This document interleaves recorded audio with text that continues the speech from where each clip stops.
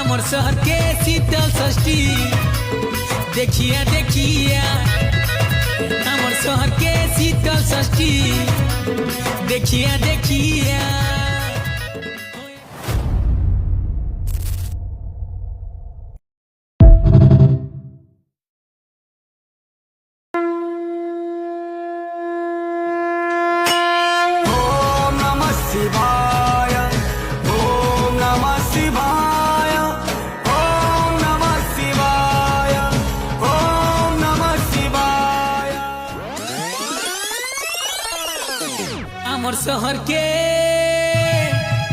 आमर शहर के शीतल षष्ठी देखिया देखिया आमर शहर के शीतल षष्ठी देखिया देखिया।